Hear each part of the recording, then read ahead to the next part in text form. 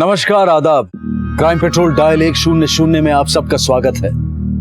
नेकदिल इंसान किसी से धोखा खाने के बावजूद भी अक्सर यही कहता है कि गलत इंसान नहीं, गलत हालात होते हैं। लेकिन अगर इंसान ही गलत हो तो क्या वो किसी को अच्छे हालात दे सकता है?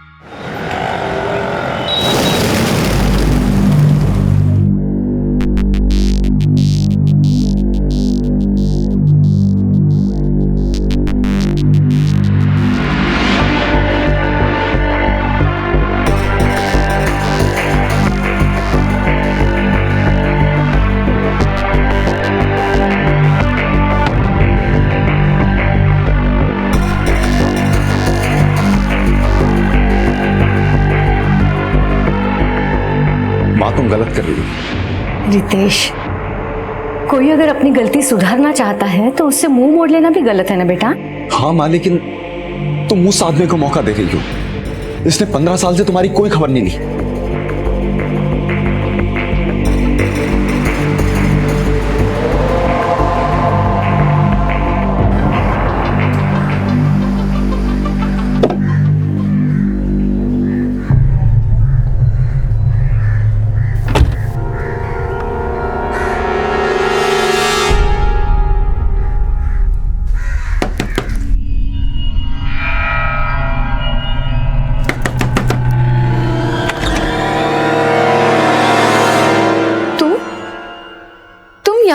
तुम्हारी जगह तो कई साल पहले ही ले ली थी, लेकिन तुम यहाँ किस मकसद से आई हो?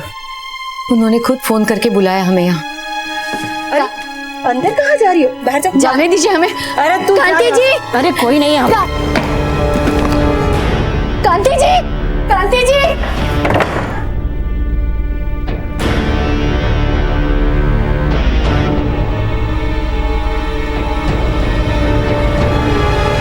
आप जिस नंबर को डायल कर रहे हैं वो इस समय स्विच्ड ऑफ है। माँ, मैंने कहा था तुमसे, जिस इंसान की फितरत धोखा देने की हो वो इंसान कभी नहीं सुधर सकता। बेटा, ऐसा भी तो हो सकता है ना, उस औरत से तेरे पापा का पश्चाताप सहन नहीं हुआ और उसी ने उनके साथ कुछ, उनका फोन भी नहीं लग रहा। मुझे तो बहुत फिक्र होने लगी।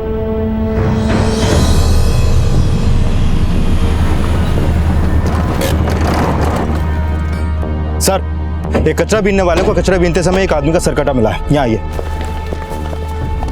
हटो सामने से। सर कटा मिला है तो बाकी की बॉडी पार्ट्स भी यहीं कहीं फेंके होंगे। पूरा एरिया स्कैन करवाओ। सर।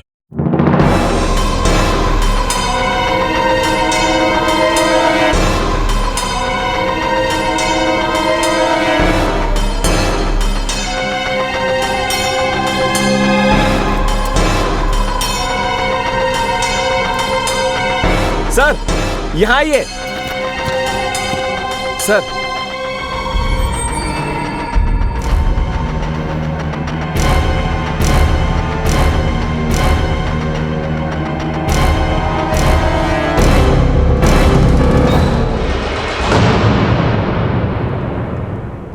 सर, बॉडी पे सुन्नत किया हुआ है, यानी कि मरने वाला मुसलमान है, और उसके हाथ का टैटू पे जो ईमान लिखा है, हो सकता है उस आदमी का नाम ईमान हो। हाथ पे गुदा नाम उसके किसी करीबी का भी तो हो सकता है। शहर के सारे थानों में पता करो कि क्या किसी की मिसिंग कंप्लेन ईमान नाम से ताल्लुक रखती है। सर। 31 मई 2016 को सूरत के एक डंपिंग ग्राउंड में पुलिस को एक कटा हुआ सर और एक धड़ मिला। डेड बॉडी की बाजू पर ईमान नाम का टैटू और सुन्नत होने से पुलिस को ऐसा लग रहा था कि लाश किसी मुस्लिम व्यक्ति की है। पुलिस डेड बॉडी की पहचान में जुटी थी कि 2 दिन बाद एक महिला अपने पति की मिसिंग रिपोर्ट लिखवाने पुलिस स्टेशन आई। साहब, 3 दिनों से उनका फोन नहीं लग रहा है। नाम क्या है आपके पति का? कांतिलाल पटेल। कोई फोटो लाई है उनकी? जी। दिखाई।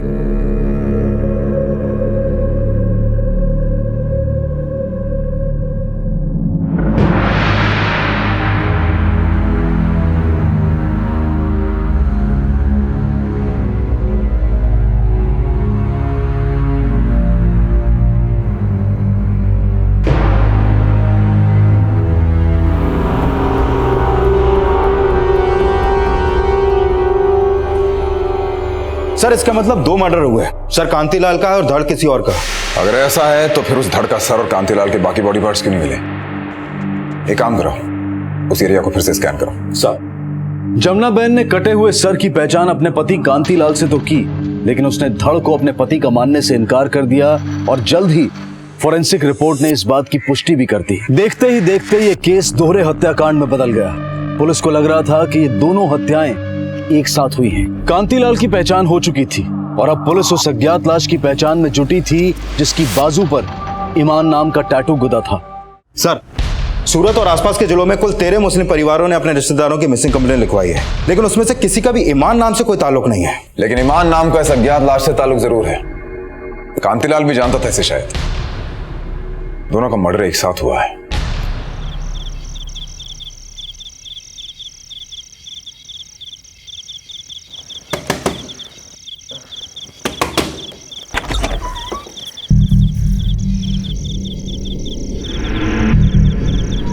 चलिए माना आप ईमान को नहीं जानती, लेकिन कांतीलाल का किनसे मिलना जुलना था? उनसे मिलने कौन लोग आते थे बताइए तो सही हमें प्लीज।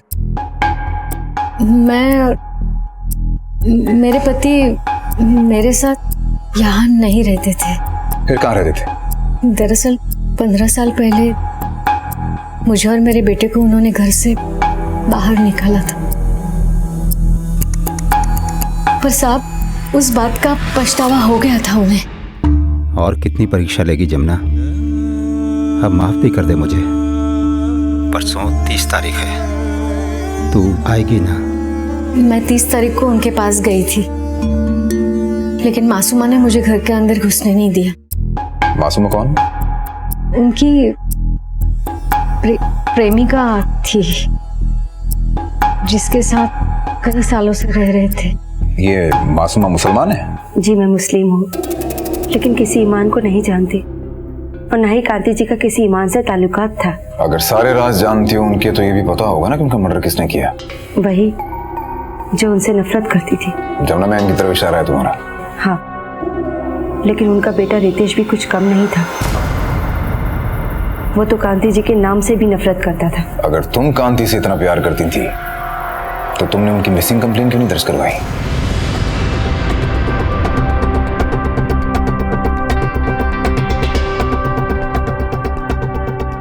कहीं तुमसे खून तो नहीं हो गया मासूमा? इसीलिए उस दिन जब जमुना मैम तुम्हारे घर आई तो तुमने उन्हें अंदर नहीं घुसने दिया, क्योंकि कांतीलाल की लाश पड़ी थी, है ना? नहीं सर, उस दिन तो मैं शहर में ही नहीं थी। मैं तो 30 तारीख को लौटी हूँ, लेकिन जब मैं घर लौटी तो कांति जी थे ही नहीं घर पे। उस दिन जमुना का आना, आपको कंप्लेन करना, मुझे तो लगता है उसकी सोची समझी चाल थी। कहाँ गई थी तुम? जी मैं लखनऊ गई थी, कांति जी ने ही मुझे भेजा था।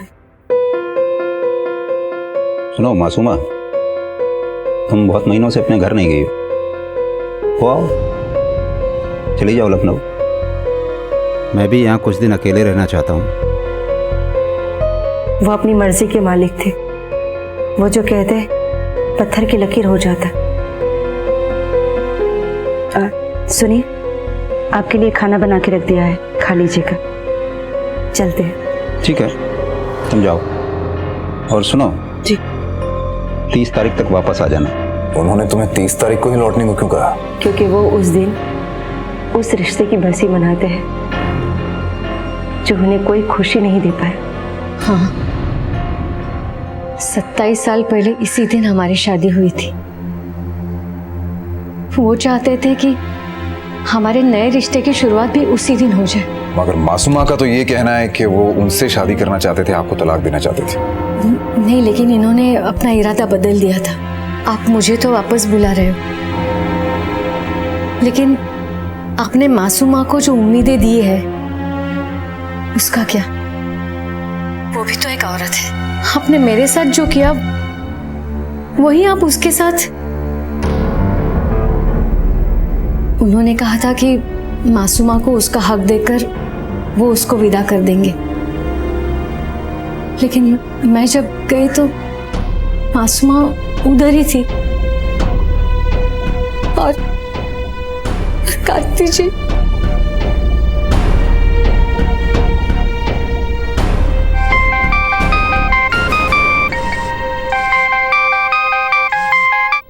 हेलो। क्या पूछा पुलिस ने? अब कुछ नहीं, मिलकर बताती हूँ। बच्चे के बारे में तो कुछ नहीं बताया ना? नहीं, लेकिन बच्चे का करना क्या है? मार डालो बच्चे को।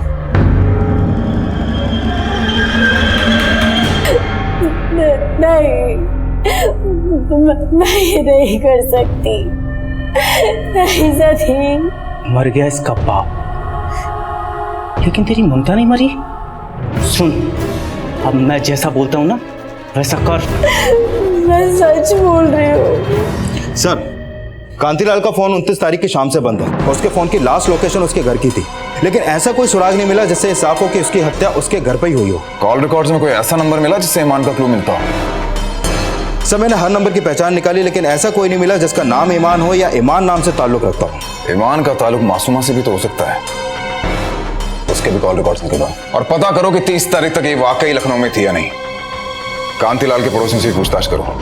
सर, एक बात और, कांतिलाल का छोटा भाई मुकेश उदना में रहता है और 29 तारीख की शाम उसके नंबर से कांतिलाल को फोन हुआ था। हाँ, कांति भाई से मेरी बात हुई थी, वो मेरी सलाह लेना चाहते थे। कैसी सलाह? दरअसल वो मासूमा से शादी करना चाहते थे, पर जमुना भाभी की वजह से कोई फैसला नहीं ले पा रहे थे। मैंने उनसे कहा कि उन्हें मासूमा से शादी कर लेनी चाहिए। अपनी भाभी से ज्यादा उसकी सौत के शुभचिंतक हैं आप शायद। शुभचिंतक तो मैं अपने भाई का हूँ। जमुना भाभी के साथ वो कभी खुश नहीं थे, वो उन्हें डिवोर्स भी देने वाले थे, अपने वकील से भी मिल रहे थे। अच्छा, एक बात बताइए, आप किसी ईमान नाम के आदमी को जानते हैं जिसका आपके भाई से, आपकी भाभी से या मासूमा से किसी तरह का कोई कनेक्शन? ईमान जी, मुझे तो ऐसा कोई याद नहीं है। कांतिलाल की हत्या के रहस्यों में पुलिस बार बार ईमान का कनेक्शन तलाश रही थी।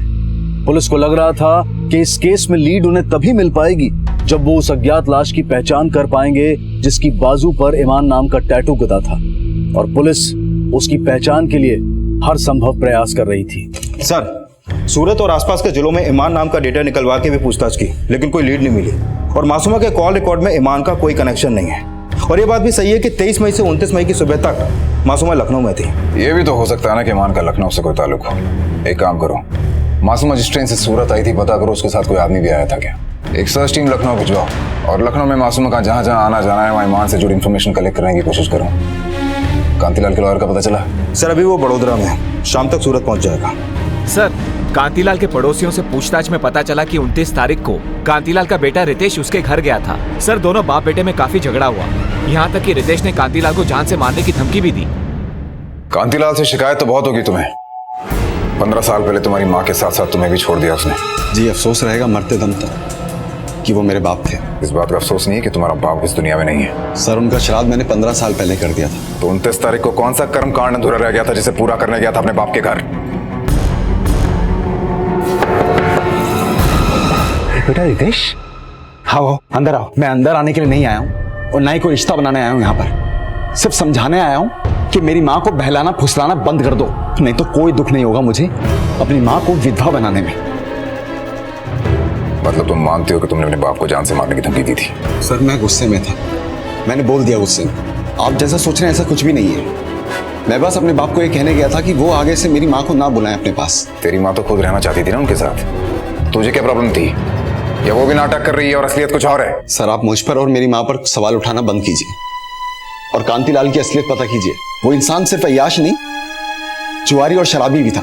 सिर्फ एक मासूमा ही नहीं, ऐसी कई सारी लड़कियां मेरे बाप की जिंदगी में आई जिनकी अय्याशी के चक्कर में उन्होंने मेरी और मेरी माँ की जिंदगी खराब कर दी।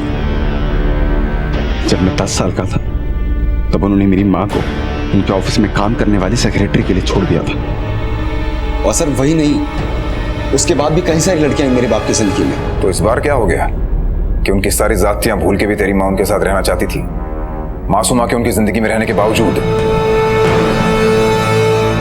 सर, मुझे नहीं पता कि कांति भाई मासूमा से शादी करने वाले थे, लेकिन हाँ, वो अपनी पत्नी जमुना बहन को तलाक देना चाहते थे और जमुना बहन उन्हें तलाक देने के लिए तैयार भी थी। जमुना बहन तैयार थी? जी हाँ, ये देखिए तलाक के पेपर्स, इन्हें जमुना बहन ने साइन करके दिया है, लेकिन फिर कांति भाई ने केस फाइल करने से मना कर दिया। क्यों? ये तो पता नहीं, बस अचानक एक दिन मुझे फोन किया और बोले कि केस होल्ड करो। आप किसी ईमान नाम के आदमी को जानते हैं जिसका कांतिलाल जी से मिलना जुलना? नहीं सर, मुझे कोई आइडिया नहीं। आप मुझ पर शक क्यों कर रहे हो सर? मैं तो कांति जी से प्यार करती थी। लेकिन शायद उन्हें समझ आ गया था कि तुम उनकी बीवी बनने लायक नहीं हो, इसलिए जमुना बहन से डिवोर्स पेपर्स पे साइन कराने के बाद भी उन्होंने तलाक का इरादा बदल दिया और तुम्हें अपनी जिंदगी से जाने के लिए कहा। वापस नहीं बुलाया, तुम खुद वापस आ गई और इससे पहले कि कांतिलाल और जमुना बहन एक होते तुमने उनका मर्डर कर दिया। सर मैंने मर्डर नहीं किया है, और कांति जी ने डिवोर्स पेपर होल्ड पे क्यों रखे थे वो मैं नहीं जानती, लेकिन वो जमुना को अपनी जिंदगी में वापस बुलाना नहीं चाहते थे। हाँ, ये बात सच है कि वो मुझे तलाक देना चाहते थे और उनके कहते ही मैंने तलाक पेपर साइन भी कर दिए थे। तो अब ऐसा क्या हो गया कि उन्होंने वापस आपको अपनी जिंदगी में बुला लिया? साहब, कुछ रिश्तों की अहमियत अलगाव के बाद ही समझ में आती है।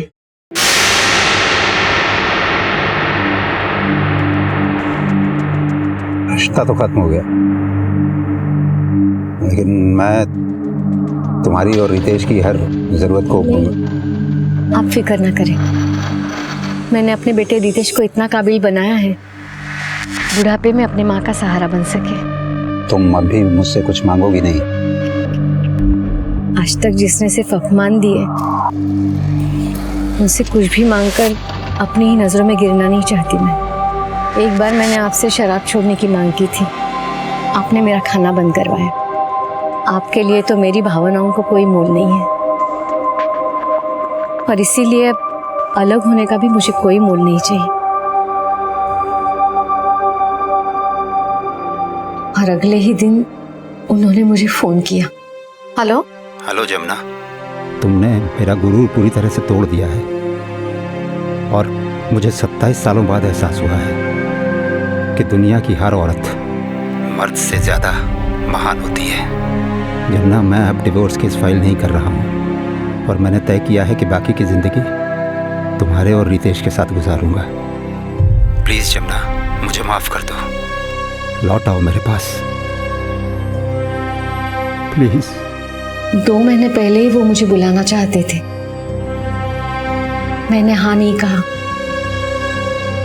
उनको आजमाने से डर रही थी, लेकिन लगातार वो प्रार्थना करते रहे। उन्होंने शराब तक छोड़ी, मैं मान गई, लेकिन हमारे रिश्ते पर ऐसा ग्रहण था कि हमारी किस्मत में अलग होना ही लिखा था। सर, मासूमा जिस ट्रेन से सूरत आई थी उसके रिजर्वेशन डेटा में ईमान का कोई लीड नहीं मिला। मासूमा अकेले सूरत आई थी और उसके आने जाने का टिकट खुद कांतिलाल ने अपने एजेंट से करवाया था। और सर, तलाक के पेपर साइन करने के बाद कांतिलाल जमुना को सिर्फ कॉल ही नहीं बल्कि जमुना से मिलने उसके घर भी जा रहा था। जब कांतिलाल दोनों ही औरतों को भरोसा दे रहा था तो आखिर उसका भरोसा तोड़ा किसने? क्या रितेश ने, जो ये नहीं चाहता था कि उसकी माँ कांतिलाल के पास जाए, या मासूमा ने जिससे जमुना बहन की वापसी बर्दाश्त नहीं हुई, या कांतिलाल और जमुना बहन के फोन कॉल्स और मुलाकातों का राज पश्चाताप नहीं कुछ और था? सर, कांतिलाल की हत्या की वजह कुछ भी हो सकती है, लेकिन सवाल यह है कि उस आदमी की हत्या क्यों हुई जिसके हाथ में ईमान नाम का टैटू था? एक काम करो, पता करो कि कांतिलाल जहां जहां जाता था कहीं ये ईमान उसकी शराब और जुए का साथी तो नहीं था? कहीं कांतिलाल उसके मर्डर में बेकारी बलि का बकरा बन गया? और ये भी पता करो कि मासूमा के अलावा कांतिलाल के किन किन औरतों से चक्कर थे। हो सकता है उसकी अय्याशी उसकी मर्डर का कारण बनी हो। क्या सोच रही है? एबॉर्शन करवा ले। मैंने इस शहर में एबॉर्शन करवाया ना तो पुलिस को पता चल जाएगा, और शहर से बाहर गई तो पुलिस को मुझ पर शक हो जाएगा। तुम्हारी वजह से मैं न घर की रही न घाट की। देख, मुझे मत कोस और एबॉर्शन करवा ले। अगर पुलिस पूछे तब बता देना कि ये बच्चा कांति भाई का था। पुलिस बेचारी और लाचार समझकर तुझे छोड़ देगी। अगर पुलिस को कुछ बताया तो मैं भी मरूंगा और तू भी मरेगी, समझी? सर, लखनऊ में मासूमा और ईमान का कनेक्शन ढूंढने के दौरान एक बात पता चली है। क्या बात पता चली? 2 महीने पहले भी मासूमा लखनऊ में थी और वहां के सर्वोदय हॉस्पिटल में एडमिट थी। क्यों? बताया नहीं आपने क्या प्रेग्नेंट थी?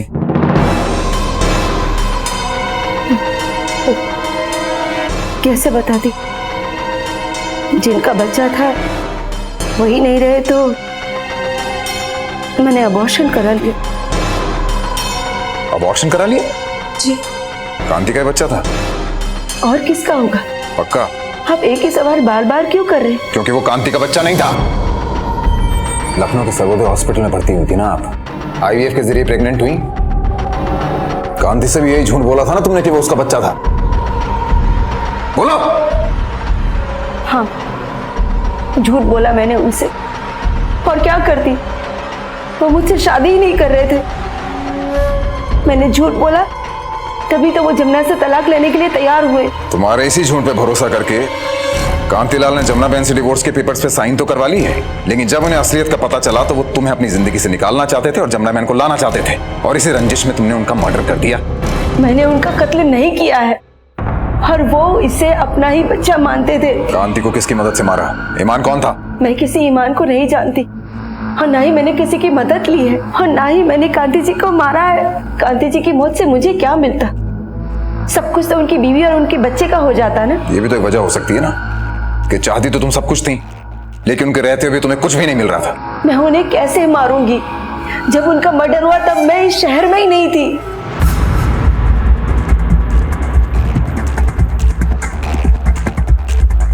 इस औरत पे नजर रखो, ये अब भी हमसे बहुत कुछ छुपा रही है। सर, कल बड़ौली पुलिस को नदी के किनारे कटा हुआ सर मिला है। काफी छानबीन करने के बाद भी उसकी बॉडी नहीं मिली। तुरंत फॉरेंसिक टीम से कांटेक्ट करो और पता लगाओ कि ये सर उस ईमान के टैटू वाले धड़ से मैच तो नहीं करता है। स्केच भी बनवाओ उसका। सर। पुलिस एक तरफ ये पता लगाने की कोशिश कर रही थी कि हाल ही में मिला कटा सर क्या उस धड़ के डीएनए से मैच करता है जिसकी बाजू पे ईमान नाम का टैटू था, और दूसरी तरफ कांतिलाल की हत्या से जुड़े रहस्यों का भी पता लगाया जा रहा था। और फॉरेंसिक रिपोर्ट से आखिरकार पुलिस उस पड़ाव पर पहुंच गई जहां से कांतिलाल के साथ मिली अज्ञात लाश की पहचान करना आसान हो सकता था। सर, फॉरेंसिक रिपोर्ट के मुताबिक ये कटा हुआ सर उस धड़ से मैच करता है जिस पे ईमान लिखा हुआ था। हालांकि सर काफी डिकम्पोज हो चुका है, लेकिन स्केच आर्टिस्ट ने उस सर का एक स्केच तैयार किया है। ये देखिए सर। इस स्केच को पिछले दिन हुई सारी मिसिंग कंप्लेंट से टैली करो।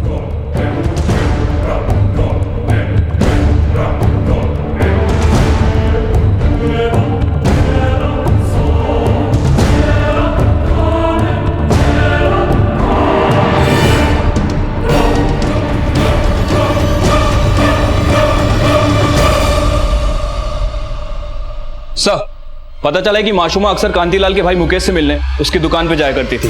कांतिलाल की हत्या के बाद भी उन दोनों को एक साथ देखा गया। दोनों के फोन सर्वेलेंस पर डालो। 2 कांस्टेबल लगाओ उन पर नजर रखने के लिए। कहां जाते हैं, किस किस से मिलते हैं, मुझे सारी इंफॉर्मेशन की अपडेट चाहिए। सर, 3 दिन पहले उधना पुलिस स्टेशन में किशन शर्मा नाम के एक आदमी की मिसिंग कंप्लेंट दर्ज हुई है। उसकी शक्ल इस केस से मिलती है। किशन शर्मा? मगर उस बॉडी की तो सुन्नत हुई है, उसका हिंदू नाम कैसे हो सकता है? सर, इसकी मिसिंग कंप्लेंट उसके किसी रिश्तेदार ने नहीं बल्कि एक कंप्यूटर इंस्टीट्यूट अथॉरिटी ने लिखवाई थी।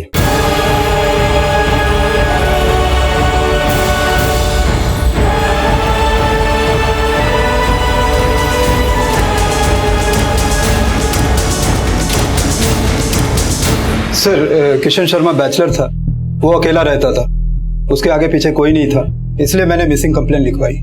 सर, वो हिंदू था, मेरे पास उसके मैट्रिक से लेकर हायर डिग्री के सर्टिफिकेट हैं। कांतिलाल पटेल को जानते हैं आप? नहीं सर। गौर से देखिए इस फोटो को। इसे देखा है कभी किशन के साथ? नहीं सर। आफ्ताब उसका बहुत अच्छा दोस्त है सर, उससे आपको सारी जानकारी मिल जाएगी उसके बारे में। नहीं सर, किशन को मैंने कभी इनके साथ नहीं देखा और ना ही उसने मुझे कभी किसी कांतिलाल के बारे में जिक्र किया। अगर इसका नाम किशन था, ये हिंदू था, तो उसने हाथ में ईमान क्यों लिखवा रखा था और सुन्नत क्यों करवा रखा था इसने? सर, कई महीने पहले किशन ने मुझे इस बारे में बताया था।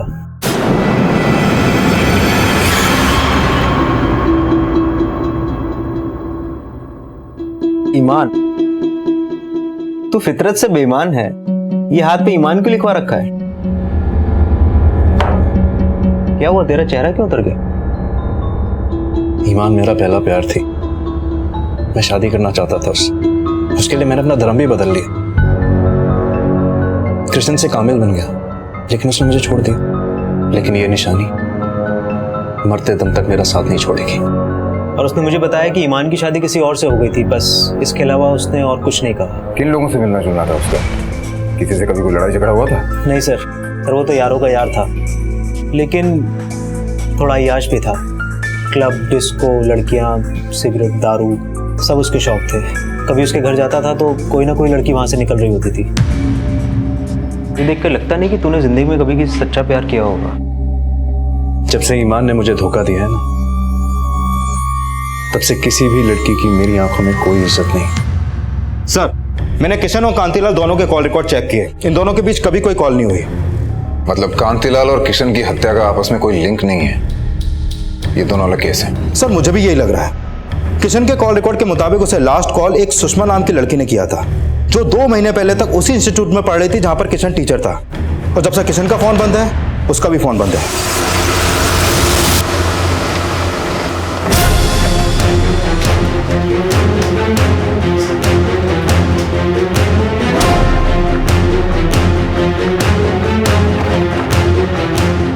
लगता है घर में कोई नहीं है। पड़ोसियों से पूछताछ करो और चाबी वाले को। सर एक राज है जो मासूमा हमसे छुपा रही है। कैसा राज? सर मासूमा और मुकेश के बीच में एक फोन कॉल हुई थी जो हमने टैप की है।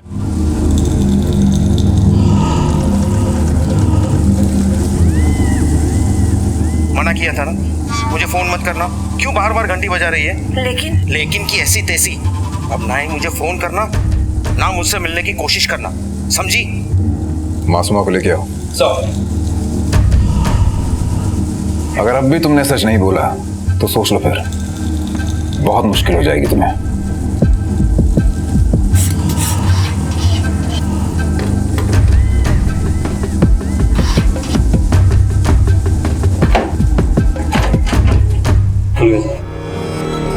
पूरा घर चेक करो।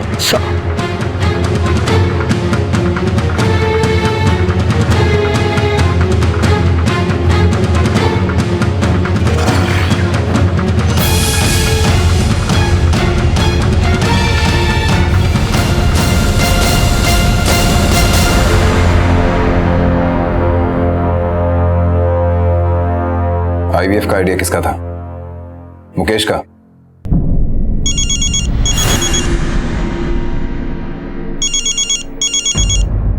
हाँ बोलो भगत। सर सुषमा के घर ताला लगा था, घर के अंदर ब्लड ट्रेसेस मिले। सुषमा के पड़ोसियों से पूछताछ की तो पता चला कि वो अपने पति सतीश अवस्थी के साथ यहाँ रहती थी। घर कई दिनों से बंद है और दोनों हस्बैंड वाइफ का फोन भी बंद है। मतलब मियां बीवी किशन की हत्या करके फरार हैं। दोनों के फोन सर्वेलेंस पे डालो। सर बाहर निकल साली, नहीं तो अच्छा नहीं होगा। तुम किसी का अच्छा कर भी नहीं सकते। मेरी गलती थी कि मैंने तुम्हें पुलिस को नहीं दिया। हाँ इसीलिए, क्योंकि अपने यार के मर्डर में तू ही साथ थी। सर आजकल कांतिलाल का भाई मुकेश कांतिलाल के बेटे रितेश से बहुत मिल रहा है। और सर ये रितेश वही है जिसने 2 महीने पहले कांतिलाल को जान से मारने की कोशिश की थी। लेकर आओ उस रितेश को। सर साहब मैंने उन्हें नहीं मारा, मैं कैसे समझाऊं आपको? 2 महीना पहले भी तूने कांतिलाल को मारने की कोशिश की थी। 27 मार्च गार्डन रेस्टोरेंट, याद आया कुछ?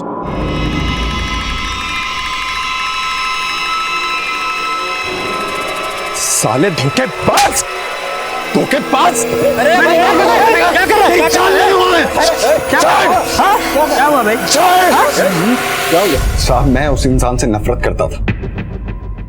मेरी माँ को डिवोर्स देने के बाद भी वो उनसे मिलते रहे, उन्हें फोन कॉल करते रहे। तब भी मैं उन्हें धमकी देने गया था कि वो आज के बाद मेरी माँ से कोई बात ना करें। और 29 मई को मैं यही बात कहने गया था मैं उनसे, लेकिन मैंने उन्हें मारा नहीं। मुकेश क्यों मिल रहा था तुझसे? साहब वो चाचा हैं मेरे, और मेरे बाप से कहीं बेहतर इंसान। वो कैसे? उन्होंने हमेशा हमारा साथ दिया। भाभी अब कांति भाई से एलमनी क्यों नहीं मांग रहे? एलमनी आपका हक है। सारी दौलत गैर औरतों पे लुटाता आया है वो। आपको क्या मिला? दर दर की ठोकरें। हम ठोकरें खा लेंगे मुकेश भाई, लेकिन अपना स्वाभिमान कभी नहीं गिरने देंगे। ये मुकेश खुद को कांतिलाल का शुभचिंतक बता रहा था, पर एक तरफ मासूमा को और दूसरी तरफ रितेश और जमुना बहन को उनके खिलाफ जाने की सलाह दे रहा था। कुंडली निकालो इसकी। सर जमुनाबेन पटेल सच बोल रही थी या झूठ, इस बात की पुष्टि का कोई प्रमाण नहीं था।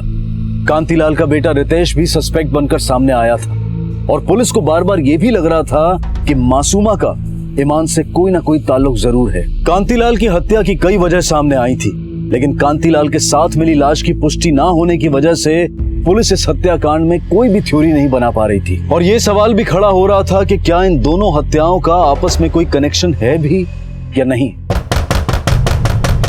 खोल दरवाजा। सनी धोखेबाज! मैंने तुम्हें कोई धोखा नहीं दिया सतीश, ये तुम्हारा ही बच्चा है। नहीं, ये मेरा बच्चा नहीं है। समझे तुम अपनी बीवी की बात पे भरोसा नहीं है क्या? तुम्हें उस पराई मर्द की बात पे भरोसा है? मैं कुछ नहीं जानता, समझे? क्यों? तुम्हें अपने मर्द होने पे शक है क्या? ज्यादा जुबान लड़ा रही है। अब तो न तू बचेगी और न तेरा बेटा, समझी? खोल दरवाजा, खोल।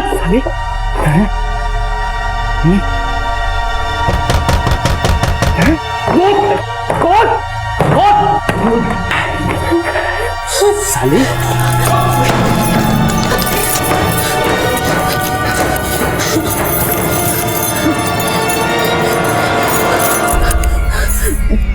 सर, सुषमा का फोन ऑन हुआ है, उसकी फोन लोकेशन ट्रेस हो गई है। टीम लेके पहुंचा वहां। सर।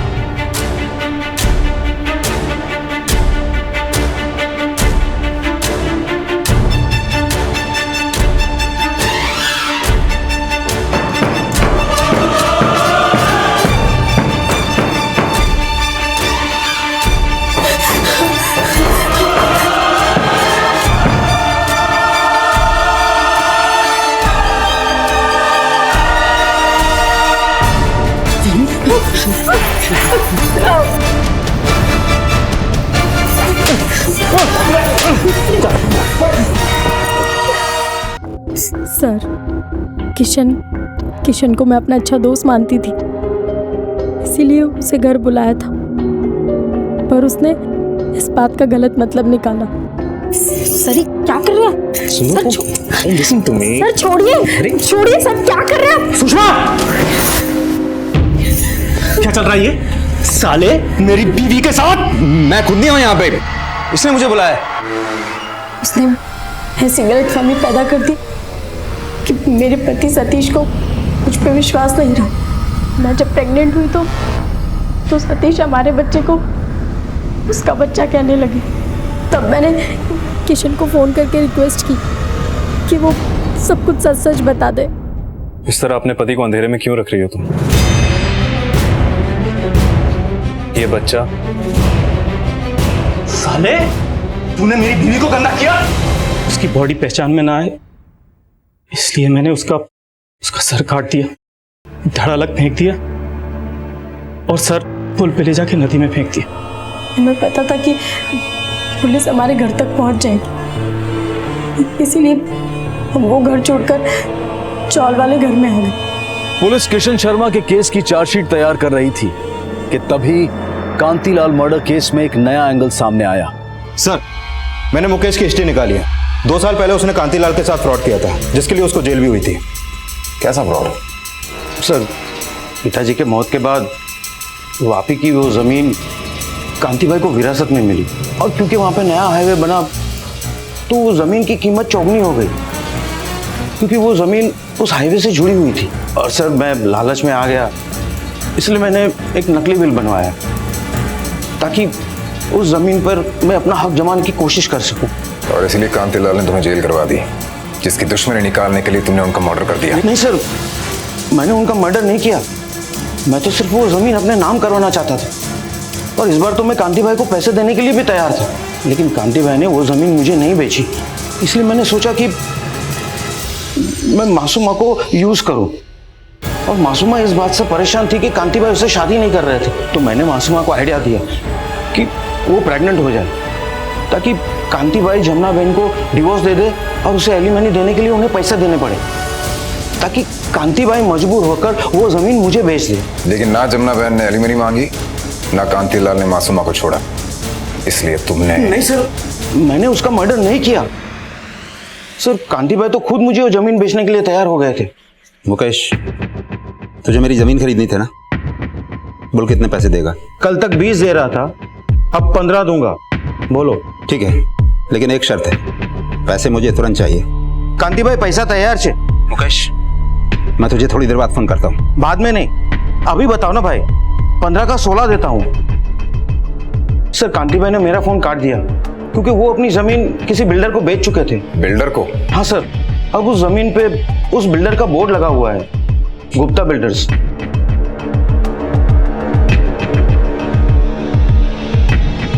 सर, जिस जमीन के बारे में कांति के भाई मुकेश ने हमें बताया था, उस जमीन पर कुछ दिन पहले ही गुप्ता बिल्डर ने अपना बोर्ड लगाया है। जमीन के आसपास की दुकान वालों ने बताया कि कांति की हत्या के अगले दिन गुप्ता बिल्डर ने वहां पर भूमि पूजन किया था। लेकिन सर, कांति के बैंक अकाउंट में पिछले कई हफ्तों से सिर्फ 85,000 रुपए पड़े हुए हैं और ना ही उसके घर में कोई कैश मिला है। कहीं ऐसा तो नहीं कि कांतिलाल गुप्ता बिल्डर्स के किसी फ्रॉड का शिकार हुआ और इसलिए उसकी हत्या की गई? कांतिलाल? सर, मैंने जमीन कांतिलाल से जब खरीदी नहीं तो मैं उसके साथ फ्रॉड कैसे कर सकता हूँ? मुझे तो ये जमीन अदिति शाह ने बेची थी। ये देखिए उस जमीन के कागजात।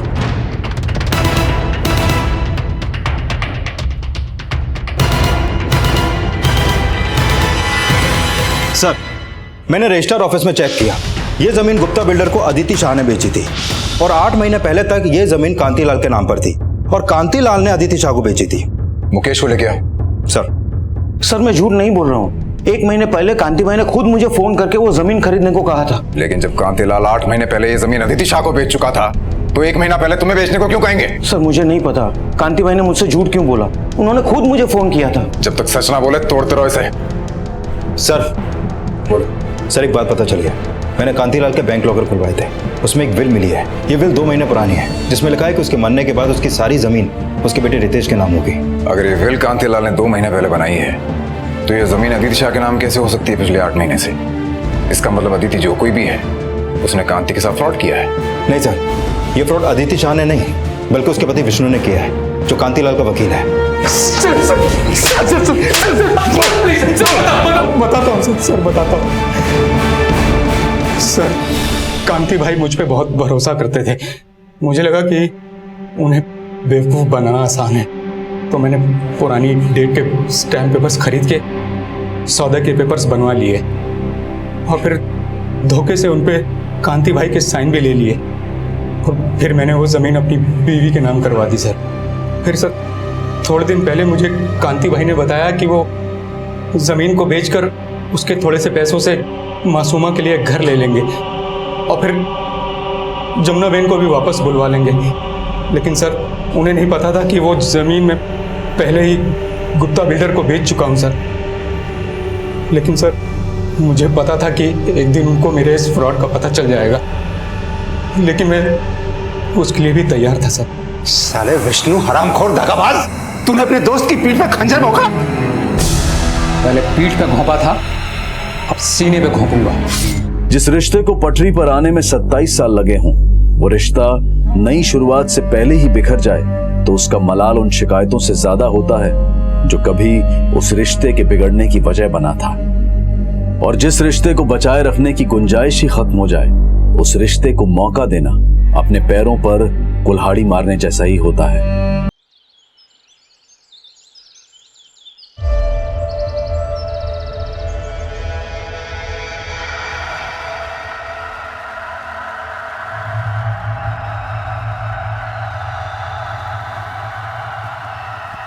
सरिता, सरिता, भैया हमारी बिटिया कहाँ गई?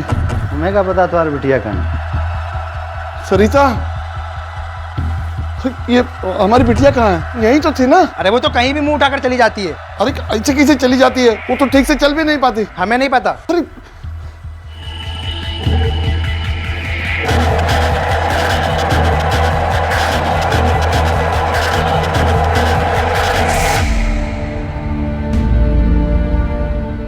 सरिता, यहाँ क्या कर? काटा वाटा सब तू फिक्र ना, हम निकालते हैं तुमको। यहाँ कहाँ से तू चली है?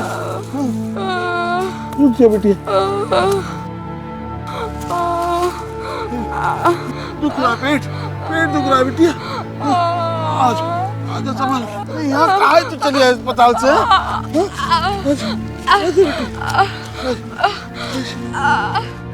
डॉक्टर साहब, डॉक्टर साहब, डॉक्टर साहब, डॉक्टर साहब, ठीक कुछ नहीं बेटिया, ठीक हो जाएगा। डॉक्टर साहब, डॉक्टर साहब। ओहो, क्यों चिल्ला रहे हो? आवाज बंद करो। डॉक्टर साहब देखिए ना बेटी को क्या होगा। इस अस्पताल में तुम्हारी बेटी के अलावा और भी मरीज हैं, समझे? कुछ कीजिए ना डॉक्टर साहब। देखो कांटे लगेंगे ना तो खून बहेंगे। हम लोग जितना इलाज करते बना कर दिए, इसको यहाँ से ले जाओ। डॉक्टर साहब अभी ठीक से चल भी नहीं पा रही, इतने बड़े हादसे के बाद। हमको वो सब नहीं मालूम, बलात्कार बोल के लाए थे, हम लोगों ने इलाज कर दिया। जितना करते बना उससे अच्छा किए। इसको यहाँ से ले जाओ, ये पागल खाना नहीं है, समझे? डॉक्टर साहब ये खून देखिए ना। What what? इनको एंटीसेप्टिक लगा दो। ठीक है।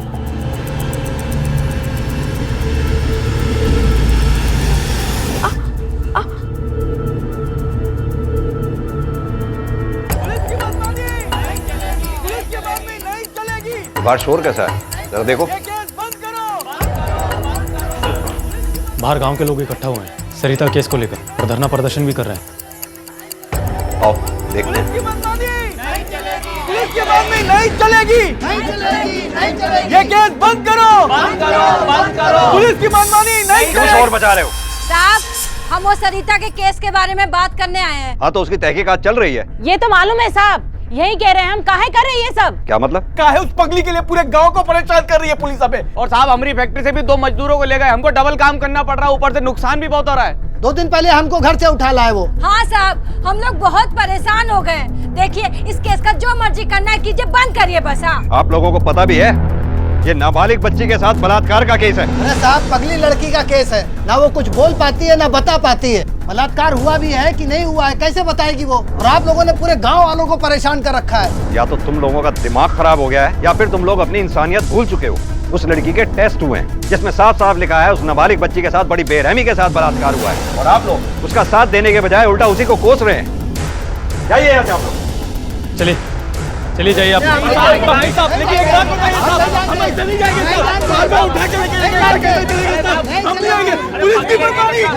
उत्तर प्रदेश में बसा यह गांव इसारी, जहां एक मानसिक रूप से विकलांग 14 साल की बच्ची के साथ बलात्कार हुआ। लेकिन गांव वाले अपराधियों को पकड़ने की बजाय पुलिस पर इस बात के लिए दबाव डाल रहे थे कि इस केस को बंद कर दिया जाए। आखिर क्यों? गलती किसकी थी? उस मानसिक रूप से विकलांग बच्ची की या उन लोगों की जिन्होंने उसके साथ बलात्कार किया, या फिर इन गांव वालों की जो पुलिस की पूछताछ की परेशानियों से बचने के लिए बलात्कारियों को नजरअंदाज करने को भी तैयार थे? ले खाना खा। अरे तुम्हारे नहीं कहने से नहीं होगा, समझी ना? चल खा खा, मैं कह रही खा। माते,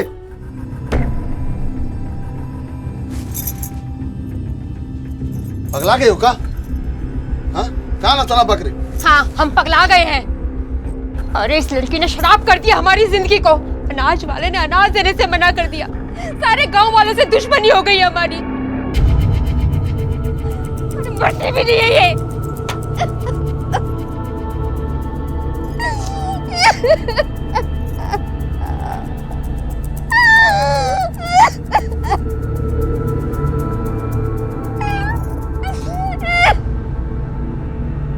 रघु अपनी बेटी सरिता से बहुत प्यार करता था। सच तो यह है कि सरिता के पैदा होने के कुछ ही महीनों बाद जब यह पता चला कि उसकी दिमागी हालत ठीक नहीं है, तो उसे किसी सरकारी पागल खाने में छोड़ देने के विकल्प के बारे में सोचा ही नहीं गया, बल्कि उसे लाड प्यार से पालने की जिम्मेदारी उठाई। बाप के लाड और माँ की देखभाल में पलते हुए सरिता 14 साल की हो गई। लेकिन उस शाम अपनी ही धुन में गुम सरिता खेल ही खेल में अपने घर से थोड़ा दूर निकल गई थी। सरिता! जब बहुत देर तक सरिता नहीं दिखी तो रघु उसे ढूंढने निकला, और जब सरिता मिली तो रघु की आंखें फटी रह गई। उसे जैसे तैसे अपनी गोद में उठाकर वो हॉस्पिटल की तरफ भागा, पर हॉस्पिटल में उसकी हालत देखने के बाद डॉक्टर्स ने उसे एडमिट करने से मना कर दिया। रघु की मिन्नतों का उन पर कोई असर नहीं हुआ और उन्होंने साफ कह दिया कि इसे शहर के हॉस्पिटल ले जाओ या फिर किसी पागल खाने।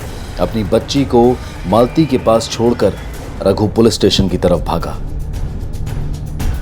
पुलिस की दखलंदाजी के बाद हॉस्पिटल ने सरिता को एडमिट किया। पुलिस ने अपना सामाजिक दायित्व तो निभा दिया, लेकिन अब उनके सामने एक ऐसा केस था जिसे हल करना आसान नहीं था, क्योंकि ना तो कोई गवाह था और ना ही बलात्कार की शिकार सरिता दिमागी रूप से कुछ भी बताने में सक्षम थी कि उसके साथ ये घिनौना अपराध करने वाले कौन थे और कितने थे।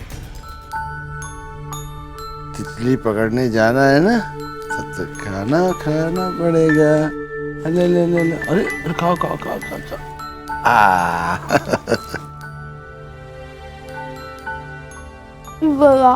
क्या होता है?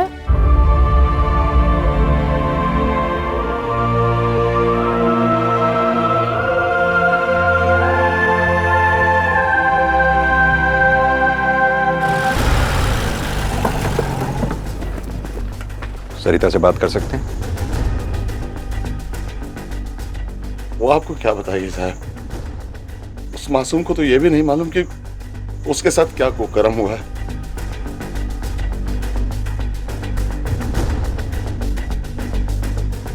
बेटा, क्या आप हमें बता सकते हो कि आपके साथ वहां पर क्या हुआ था?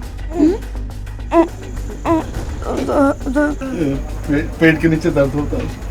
उन लोगों ने आपको मारा था? मारा था? अच्छा ये बताओ, कितने बुरे लोग थे वहां पर? कितने कितने लोग थे मतलब? पूछिए, मदद कीजिए। 1 2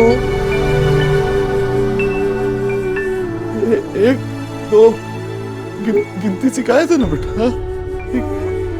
1 2 3 1 2 3।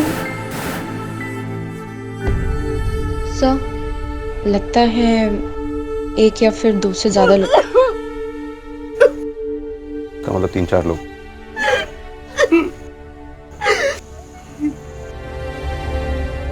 चलो।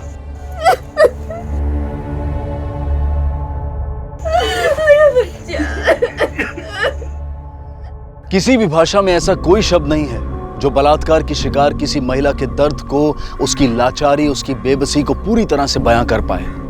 और यहां तो एक ऐसी लड़की के साथ बलात्कार हुआ था जो अपनी मानसिक अवस्था की वजह से वैसे ही अपनी भावनाओं को दर्शाने में असमर्थ थी। पुलिस को शक था कि सरिता के साथ हुए इस दुष्कर्म में 1 से ज्यादा लोग शामिल हो सकते हैं, लेकिन वो कौन हैं और कितने हैं, इस बात की पुष्टि करने का अभी उनके पास कोई रास्ता नहीं था। साथ ही इस बलात्कार की असली वजह का भी अभी तक पता नहीं चल पाया था। क्या मुजरिमों ने यह जुर्म सिर्फ अपनी हवस मिटाने के लिए किया था या फिर इसके पीछे कोई और वजह थी, मसलन पुरानी दुश्मनी या रंजिश, या फिर अतीत में इस लड़की या इसके परिवार से हुई कोई ऐसी गलती जिसका बदला इस तरह से लिया गया था। इन मुजरिमों तक पहुंचने के लिए इस जुर्म की वजह तक पहुंचना बहुत जरूरी था और जांच दल इसके लिए प्रतिबद्ध था। सर, उस दिन मोर्चे पे जो औरत सबसे ज्यादा बोल रही थी, उसका रघु से जमीन को लेके कुछ विवाद चल रहा है। देखिए, इस केस का जो मर्जी करना है कीजिए, बंद करिए बस। साहब, आप 3 बार लगातार हमसे पूछ चुके हैं। हमको जितना मालूम था हम बता चुके हैं। अब आगे क्या बताइए, बताइए। आप लोगों की रघु से क्या दुश्मनी चल रही है? अरे उसकी औकात क्या है हमारे सामने साहब? अरे ऐसे लोगों से दुश्मनी नहीं, नफरत होती है, नफरत। एक बात बताइए, उस शाम आप कहाँ थे जब सरिता के साथ ये हादसा हुआ? इंस्पेक्टर साहब, आप 10 बार भी पूछेंगे ना तो हमारा बयान बदलेगा नहीं। सच यही है कि हम घर में थे, सो रहे थे। किसी ऐसे शख्स को जानते हैं आप लोग जिस पे आपको शक हो या फिर कोई विकृत मानसिकता का आदमी हो? एक आदमी को हम जानते हैं, अपनी बेटी को बचा चुके हैं उससे।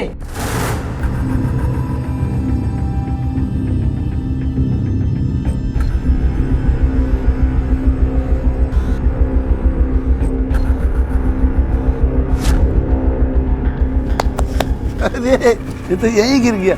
तुमको नहीं आता सर को हम बताते हैं। लाओ हम बताते हैं। इसको जो है ना, इसको ऐसे पकड़ो, ऐसे पकड़ो, अब फूको ऐसे, अब फूक के ना। हाँ। छोड़ मेरी बेटी को। क्या कर रहा था? अरे ये क्या कर रहा था तू? अरे उड़ाना सिखा रहे थे। सब देखा मैंने। शर्म कर ले, तेरी बेटी की उम्र की है। क्या कहाँ नाच रहा बकरी? और तेरे को कितनी बार मना किया इस पागल के साथ मत खेला कर। पूरा का पूरा खानदानी पागल है। चल चल, घर में बैठने से मन ही नहीं लगता तुम्हारा ना। चलो। आपको पता है आप क्या इल्जाम लगा रही हैं? हम एकदम होश हवास में हैं और एकदम सच बोल रहे हैं। हमें तो ये भी लगता है कि उस पगली के साथ कुछ दुष्कर्म नहीं हुआ है, और अगर कुछ हुआ है ना इंस्पेक्टर साहब, तो उसका बाप जिम्मेदार है उसके लिए। आओ योगेश। सर, आपको क्या लगता है इस औरत के कहने में कुछ सच्चाई हो सकती है?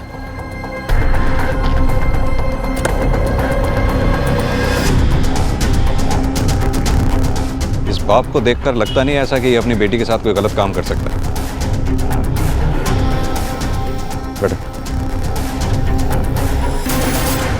आमतौर पर सुरागों की तलाश में भागते दौड़ते और सबूतों की बिना पर मुजरिमों को पकड़ने वाले पुलिस वालों को कभी कभी अपनी अंतरात्मा की आवाज पर भरोसा करना पड़ता है। लेकिन यहां सवाल यह था कि क्या पुलिस की गट फीलिंग सच है या फिर जो रूपलता ने कहा है वो सच है। सरिता के इशारों पर विचार तो किया जा सकता था, लेकिन उसे पुख्ता रूप से माना नहीं जा सकता था। डॉक्टर ने यह भी कहा था कि सेक्सुअल असॉल्ट तो था, लेकिन किसी का सीमेन नहीं मिला था। इससे पुलिस ये सोचने पर मजबूर हो गई थी कि क्या बलात्कार में प्रोटेक्शन यानी कॉन्डोम का इस्तेमाल किया गया था। सर, मालूम चला है कि उस पूरे गांव में एक ही दुकान है जिस पर हर तरह का सामान मिलता है, और इस दुकान के मालिक का नाम महाजन है। सर, क्यों ना इस महाजन से पूछताछ की जाए कि वारदात वाले दिन से लेकर 1 हफ्ते पहले तक किन किन लोगों ने कॉन्डोम खरीदा हो। छोटी मोटी खरीदारी का बिल थोड़ी बनाएंगे। गिने चुने गिनती के लोग आते हैं तुम्हारी दुकान पे और तुम कह रहे हो तुम्हें याद नहीं है। याद तो है साहब, लेकिन थोड़ा सोचना पड़ेगा ना। किसी का भी नाम दे दूँ जिसने पहले या बाद में खरीदा हो, वो तो बेचारा फंस जाएगा। उनको जो बोला है वो करो, ज़्यादा बकवास मत करो, समझे? ठीक है साहब, जैसा आप बोलिए। लेकिन ये पगली लड़की ने पूरे गांव को परेशान करके रखा है। पता नहीं काम मुंह काला करके आई है, सबके सब परेशानी हमें उठानी पड़ रही है।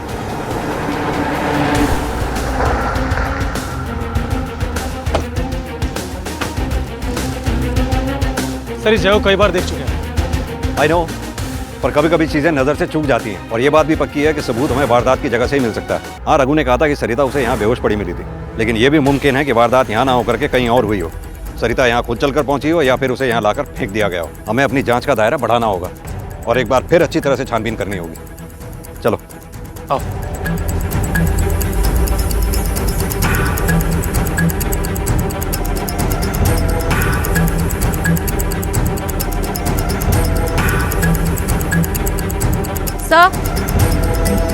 सर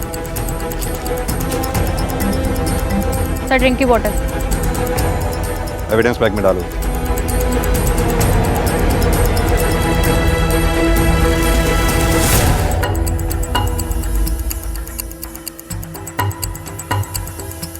सर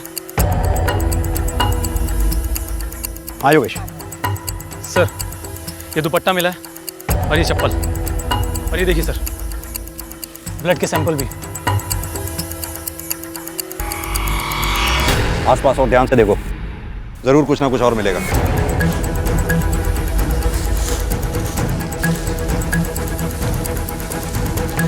एक मिनट सीमा ये उठाओ।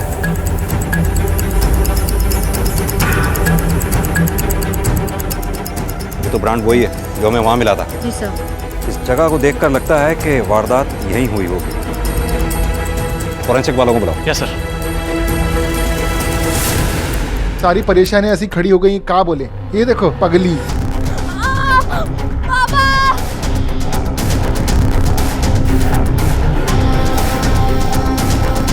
देखो देखो देखो इसकी। रुक जा। अरे पकड़ के रखना इसको, पागल कहेगी, मार देगी किसी दिन। कीचड़ में पत्थर मारेगी तो कीचड़ हम पे ही उड़ेगा ना। पानी लेके आ।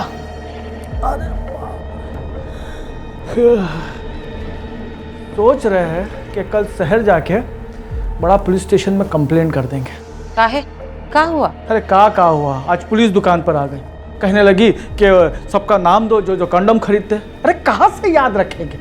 हमने भी कह दिया याद करके बताएंगे नाम। साहब यही बचा है, अब ये भी पूछ लो कि हफ्ते में कितनी बार इस्तेमाल करते हैं कंडोम। जितना पूछा जाए उतना ही जवाब दो। तुमने कंडोम खरीदा था या नहीं? जी। कहाँ इस्तेमाल किया? एक ही पत्नी है साहब, बाहर मुंह मारने की आदत नहीं है। और तू? साहब हमने कुछ भी नहीं किया साहब, और हमने तो कछु खरीदा भी नहीं था। महाजन झूठ बोल रहा है। साहब गलत फहमी भी तो हो सकती है। योगेश जरा इसकी गलत फहमी दूर कर दो। चल साहब तेरी गलत फहमी दूर कर दो। साहब हमने कुछ नहीं किया।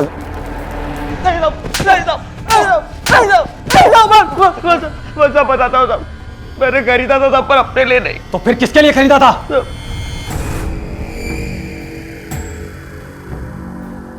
गरीबो। हाँ फटाफट लेता। कहाँ साहब? सुरक्षा कवच। जी साहब। चल। रूपा, अरे रूपा। हाँ अरे पानी ले आओ। ला रहे। ले लीजिए।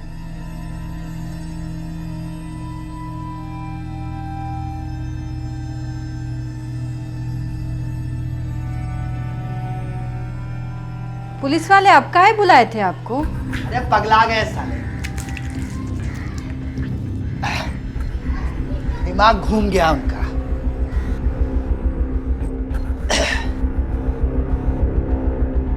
एक बात बताइए, अगर आप कंडोम खरीदे तो इस्तेमाल कहाँ किए थे?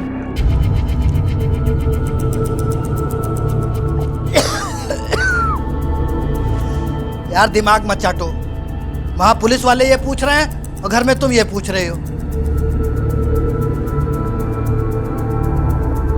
सुनो, अगर पुलिस वाले पूछे ना तो कह देना अपने लिए लिया था। ले लो।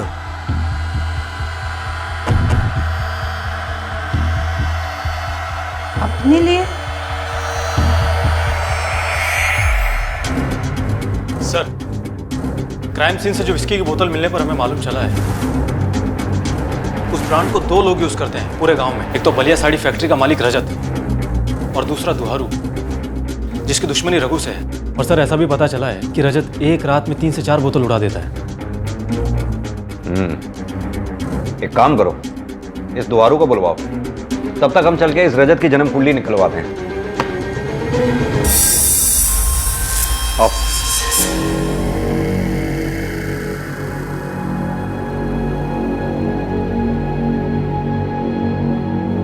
अरे बाबा, आज आप जल्दी घर आ गए फैक्ट्री से। हाँ बेटा, वो थोड़ी तबीयत ठीक नहीं थी ना मेरी, इसलिए। आज तुम स्कूल गई थी? हाँ गई थी ना बाबा। अच्छा, तो इधर आ मेरे पास बैठो। क्या हुआ है स्कूल में? आज तो मिस बहुत गुस्से में थी, सबको छड़ी पड़ी। तुमको भी पड़ी? हमको काहे पड़ेगी, हम तो सब पढ़ के गए थे। शाबाश मेरी बच्ची। मनीषा, ये क्या बेवकूफी है? दुपट्टा कहाँ है तुम्हारा? अभी तो उतारे थे अम्मा। कहाँ उतारी हैं? लो, खड़ी हो, खड़ी हो। अरे जाने तो, घर में ही तो है। हाँ, आप तो यही चाहेंगे ना दुपट्टा ना पहने। क्या बोली तुम? वही जो आपने सुना है। मनीषा, जाओ जाओ अंदर कमरे में। और तुम मनीषा को इतना ज्यादा अपने पास मत बिठाया करो जो तुम दारू पी रहे हो। एक थप्पड़ हाथ लगा के दिखाओ जरा मुझे।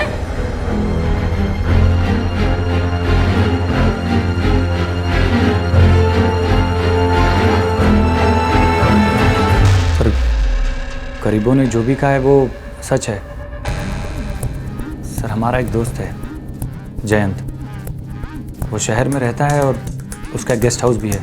तो हमें जब भी मौका मिलता है हम उसके गेस्ट हाउस चले जाते हैं। और फिर क्या?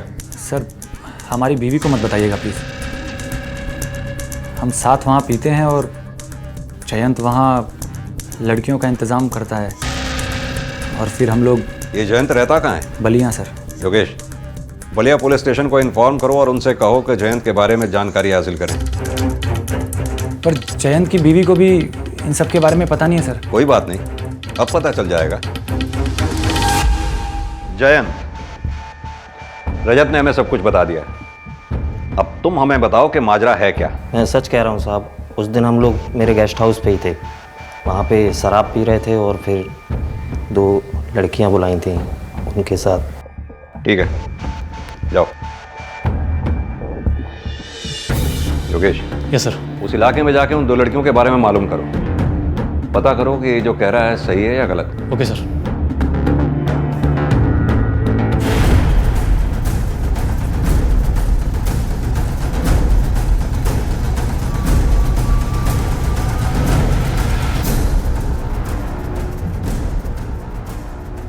चल निकल निकल। पूजा। सर, मैंने पता किया है, उन दोनों प्रोस्टिट्यूट के बयान के हिसाब से ये दोनों जयंत के गेस्ट हाउस में थे। जयंत और रजत के बयान में कोई फर्क नहीं था। ये आखिरी 2 जो शक के घेरे में थे, इनके पास मौका वारदात पर ना होने की भी वजह थी। यहाँ दुहारू से भी पूछताछ की गई और उसने भी माना कि वो भी उसी ब्रांड की शराब पीता था, मगर उसके पास खरीदी हुई बॉटल्स तक मौजूद थी। उसकी पत्नी ने भी लेडी कांस्टेबल के सामने ये बयान दिया कि उसकी और दुहारू की सेक्स लाइफ अब भी एक्टिव थी। रूपलता झूठ बोल रही थी, पर यह झूठ वो अपने पति को बचाने के लिए बोल रही थी, कुछ छिपाने के लिए या फिर अपने आप को शर्म से बचाने के लिए बोल रही थी। ये जानना आसान नहीं था। एक नाबालिग लड़की का बलात्कार हुआ था, लेकिन पुलिस की लाख कोशिशों के बावजूद भी ना तो कोई गवाह मिला था और ना ही कोई गुनहगार। और तभी एक ऐसा हादसा हुआ जिससे पूरा गांव कांप उठा।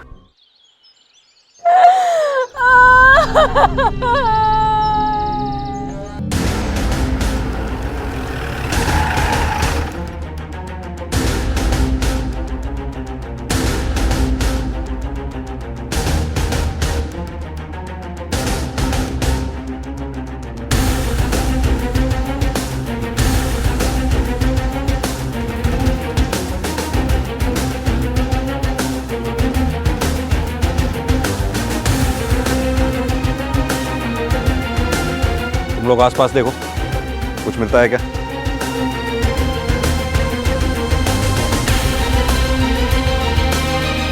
सर।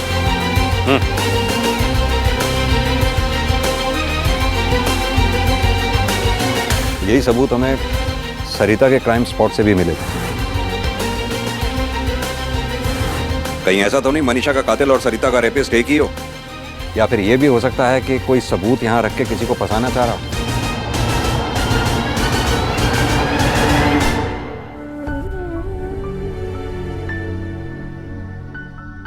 अरे भैया वो देखो, वो पगली फिर आ गई। अगर ये दुनिया की आखिरी लड़की भी होगी ना, तब भी हम इसके साथ कुछ नहीं करना चाहेंगे। इस पगली के साथ कोई क्या करेगा? सरिता!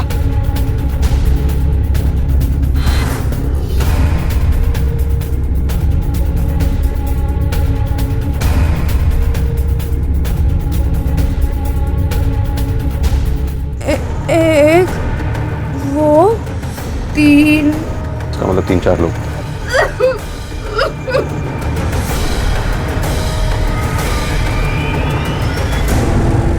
ये देखो, मनीषा की रिपोर्ट में भी वही लिखा है जो सरिता की रिपोर्ट में लिखा था। सीमेन हमें वहां भी नहीं मिला था, यहां भी नहीं मिला है। सरिता की मेडिकल रिपोर्ट में भी डॉक्टर ने मल्टीपल पेनिट्रेशन का जिक्र किया है, जो इस रिपोर्ट में भी किया हुआ है। You are right sir. और क्राइम सीन से भी उसी ब्रांड के सिगरेट बट्स और विस्की की बोतल। इसके सिर्फ 2 मतलब हो सकते हैं। या तो ये क्राइम उन्हीं लोगों ने किया है जिन्होंने सरिता के साथ दुष्कर्म किया था, या फिर किसी ने हमें मिसगाइड करने के लिए इस क्राइम सीन को बिल्कुल वैसा बनाने की कोशिश की है ताकि हम इस धोखे में रहें कि ये दोनों क्राइम्स एक ही गैंग ने किए। सर, फर्क सिर्फ इतना है कि मनीषा को चाकू जान लेने के लिए मारा गया था, जबकि सरिता की जान लेने की कोशिश ही नहीं की गई। क्योंकि मनीषा अपने बलात्कारियों को पहचान सकती थी। सरिता की दिमागी हालत ठीक नहीं होने की वजह से वो ऐसा नहीं कर सकती थी। ये बार शोर कैसा है? लगता है गांव वाले फिर से इकट्ठा हो गए मनीषा के केस को भी बंद करने के लिए। आओ। साहब से मिलना है, हमको जाने दीजिए। क्या बात है, अब क्यों आए आप लोग?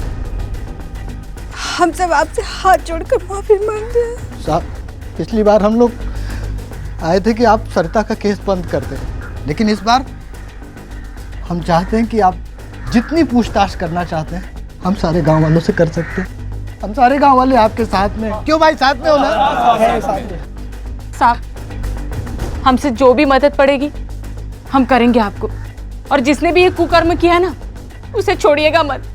हाँ साहब, दुहारू भैया की बिटिया हमारी बिटिया जैसी थी। दुहारू की बिटिया आपकी बिटिया जैसी है, और रघु की बेटी क्या सिर्फ इसलिए क्योंकि वो दिमागी तौर पर कमजोर है इसीलिए आप लोगों ने मोर्चा निकाला था उसका केस बंद करने के लिए? हमसे गलती हो गई साहब, हम हाथ छोड़ के माफी मांगते हैं आपसे। माफी ही मांगनी है तो रघु से मांगो, उसकी बेटी सरिता से मांगो, क्योंकि अगर उस वक्त आप लोगों ने मोर्चा नहीं निकाला होता तो आज मनीषा के साथ ही हादसा हुआ ही ना होता।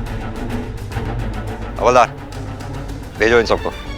साहब बात तो सुनिए साहब। साहब सुनिए ना साहब।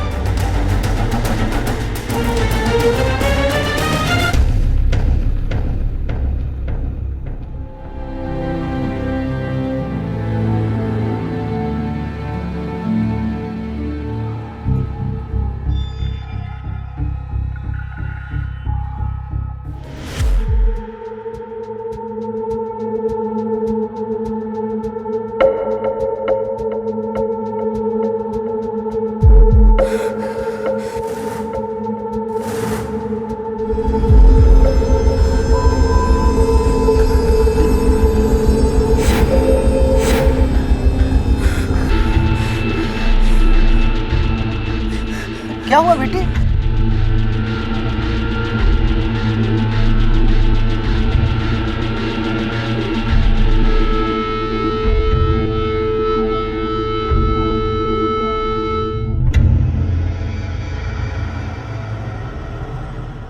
ये सिगरेट का ब्रांड कौन लेता है?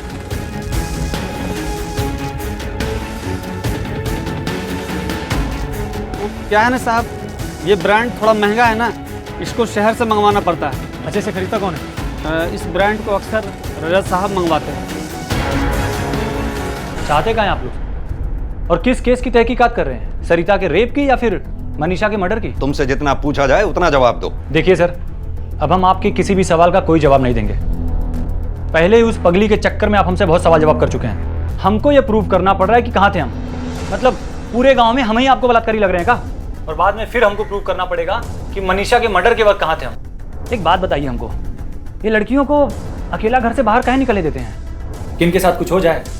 बिना दुपट्टा के इतना मटक मटक के चलेंगी तो यही होगा ना? रजत जी, अगर आपकी अम्मा बिना दुपट्टा के घूमेगी तो आपका मन डोल जाएगा। रजत जी, वो बच्चियां थी, देखिए इसे, अपनी पूजा को देखिए एक बार, इसके साथ कुछ होगा तो। उस शाम हम ऑफिस में ही थे सर। अरे यार तुम भी ना, एक बार फंस गए तो क्या हर बार फंस जाएंगे? यार बहुत मन कर रहा है।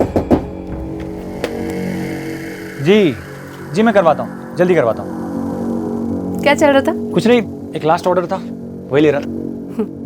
आप हमें मंदिर ले जाने वाले थे रजत जी, फिर से भूल गए ना तुम? अरे मेरे तो ध्यान से निकल गया। चलो फटाफट चलते हैं। चल। उस दिन ये हमें मंदिर लेके गए थे, हमें पूजा में थोड़ा टाइम लग गया, उसके बाद इन्होंने मुझे घर छोड़ दिया मंदिर से। कितने बजे घर छोड़ा था इन्होंने आपका? करीब 4:30-5 बजे। मनीषा के साथ भी जो हादसा हुआ वो करीब 5:30 बजे ही हुआ था। आप इन्हें घर छोड़कर कहाँ गए थे? सर मैं वापस फैक्ट्री गया था कुछ पैसे निकालने के लिए, वो अगले दिन मुझे बैंक में जमा कराने थे। अगर आपको मुझ पर यकीन नहीं है तो आप वॉचमैन से पूछ सकते हैं। हमें जिससे पूछना होगा हम पूछ लेंगे, तुम बस ये ध्यान रखो कि तुम जो कह रहे हो वो सच हो। सर मैं बिल्कुल सही कह रहा हूँ, आप मेरा भरोसा कर सकते हैं। आप सच बताइए मुझे, इन सब में आपका कोई हाथ तो नहीं है ना?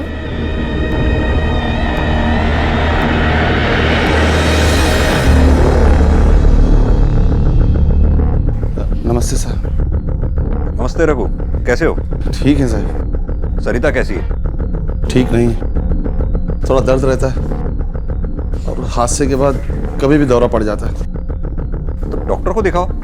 जी, कुछ पता चला साहब? नहीं रघु, अभी तो पता नहीं चला है, लेकिन हम अपनी तरफ से कोशिश पूरी कर रहे हैं। हम लोग सोच रहे थे कि ये गांव छोड़कर कहीं और चले जाएं।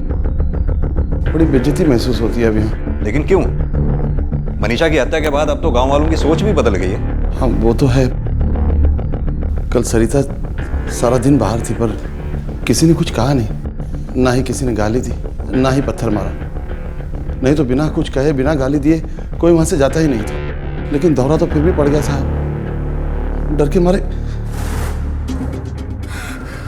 ऐसे मुंह छुपा रही थी सबको देख। कौन कौन लोग थे वहां जिन्हें देखकर सरिता को दौरा पड़ा? मनीषा के नाम की पूजा करके लौट रहे थे वो, दुहारू, महाजन, मरियासी, यही सब गांव वाले। नाम लिखवा दो उनके। जी सर।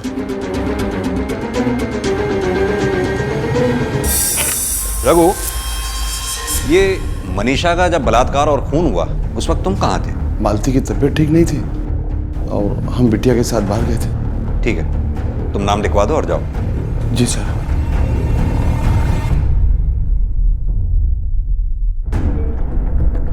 सर आपको रघु पर शक है? शक नहीं है, बस एक ख्याल है, क्योंकि रघु की दुहारू से दुश्मनी थी, क्या पता बदला लेने के लिए। और सर ये उन गांव वालों को बुलाना जिनको देखकर सरिता को दौरा पड़ा था?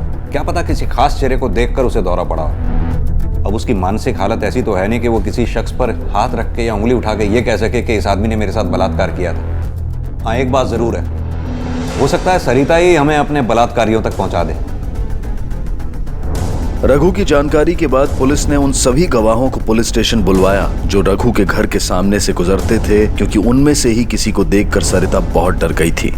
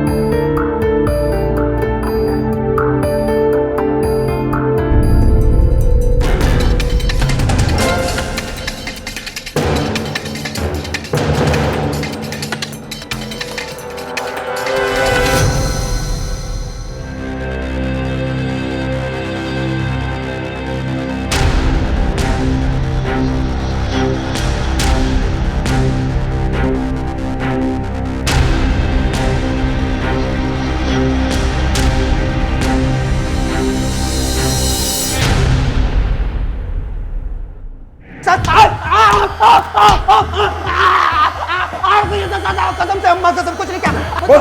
बताते हैं सब बताते हैं साहब। लेकिन हम अकेले नहीं थे साहब, और हमारा कोनो इरादा भी नहीं था। हम तो शाम को अपने घर की तरफ जा रहे थे। सुनिए, ये गरीबों कहाँ पर है? वो वहाँ पे है।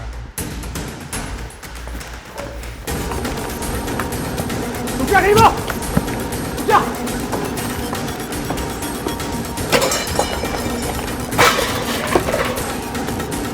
गरीबों रुक जा!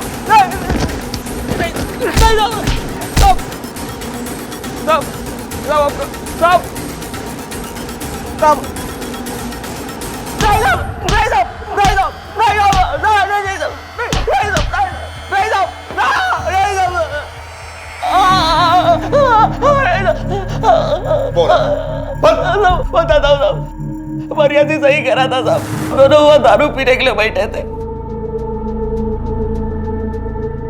हमको अचानक झाड़ियों पे आवाज आई और जाके देखा तो इधर से आवाज कुछ अरे पीने के बाद साले तुमको संगीत दिखता है। नहीं, कुछ तो है भाई यार। उठो उठो देखते हैं।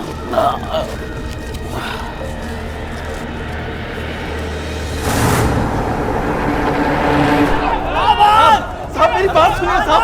साहब मैंने नहीं किया साहब, मैंने कुछ नहीं किया साहब। मेरी बात सुनिए साहब। साहब मेरी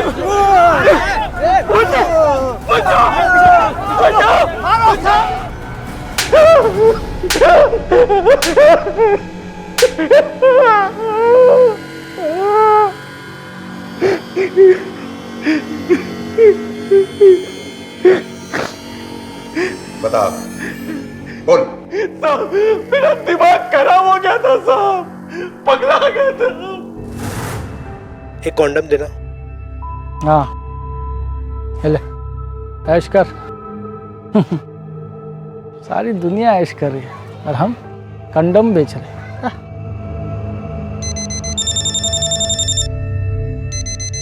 हाँ राधा बोल। ठीक है, एक काम कर, तेरी माँ को दे। हाँ सुन, आज जरा तैयार है ना? तैयार है ना? मूड में आ रहे हैं।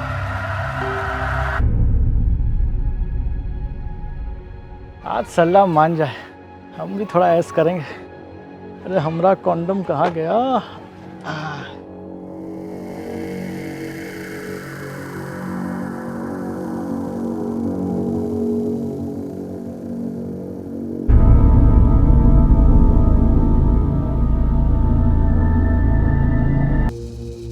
बड़े बड़े हवाई जहाज, इधर आ जा, इधर आ जा। चल चलो चलो चलो चलो चलो।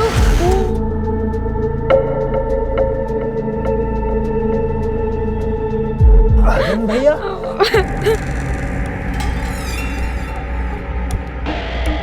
काका काका का हुआ? हाँ ये क्या कर रहे थे? क्या कर रहे थे हम? हाँ देखो, कल दुकान पे आ जाना, कुछ पैसे दे देंगे तुमको, ठीक है? चलो चलो चलो चलो घर चलो। पैसा है? ये जो आप कांड किए हैं ना, बचेंगे नहीं। कैसा? लड़की किसी को बोल दी तो? ये तो पगली है, इसको क्या पता कौन किया, कैसे किया? इसको क्या समझ में आएगा? किसको बताएगी ये? अरे तो बोल भी नहीं सकती है ना। कल दुकान पे आ जाना, पैसा दे देंगे। चलो चलो चलो चलो चलो। दुकान पे आ जाना। क्या है भाई, हम लोग तो कुछ और ही सोच रहे थे। ये पागल हो का? वो इतना बहुत संभाल नहीं पाएगी। तुमरे जैसे राक्षस को संभाल लिया, हम लोगों को नहीं संभाल पाएगी क्या? चुप चुप बोला मत देखो। अरे थोड़ा हमरे लोगों का भी फायदा होने दो ना। हम घर चलते हैं, तुम करो चुपचाप। तुम कहाँ जा रहे हो भैया? अभी रुको, हम दोनों जा रहे हैं अंदर, आप झाड़ी के बाहर पहरा दो। हाल है क्या हम? हाँ जाओ। चल हाँ जाओ जाओ जाओ जाओ तो।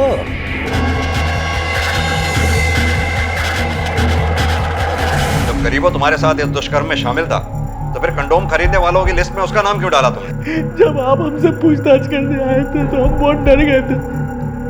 हमने गरीबों के साथ मिलकर प्लान बनाया।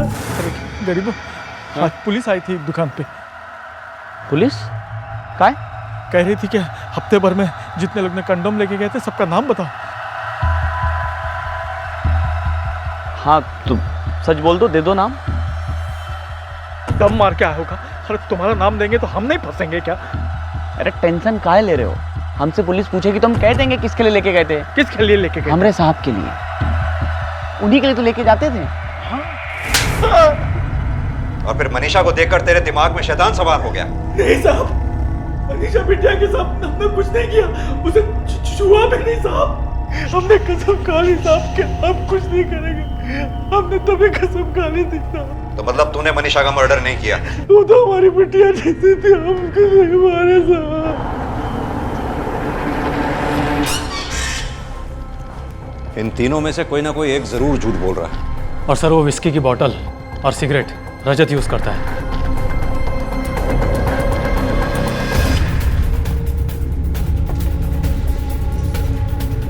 जी कहिए। तुम फैक्ट्री में बैठ के शराब पीते हो ना? जी, और कभी कभी। हमारे पास तुम्हारी फैक्ट्री का सर्च वारंट है।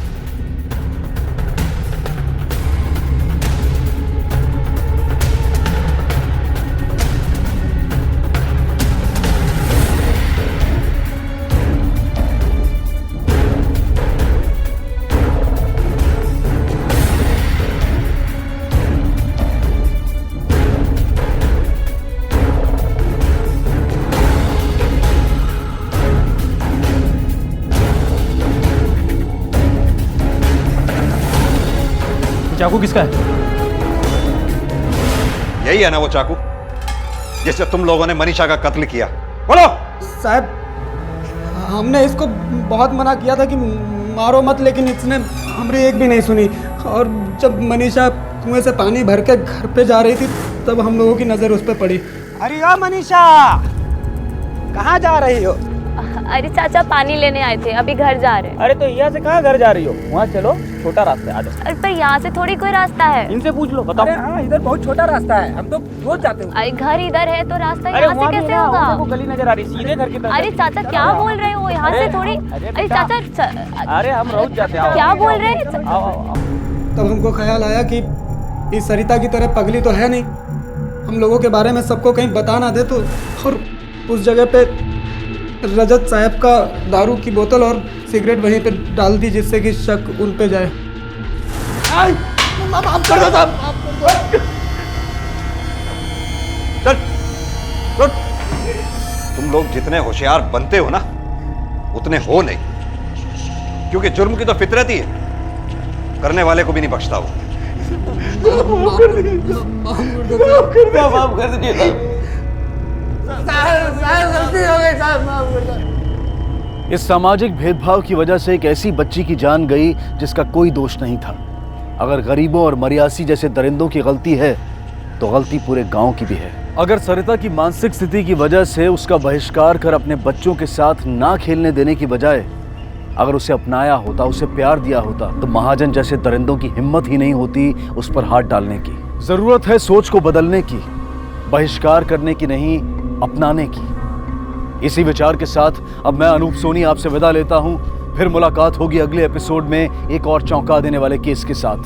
तब तक अपना और अपने परिवार का ख्याल रखें और देखते रहें क्राइम पेट्रोल डायल 100। सबक एक को सीख हम सबको। जय हिंद। ऐसे और भी मज़ेदार वीडियो के लिए हमारे चैनल को लाइक, शेयर और सब्सक्राइब करें।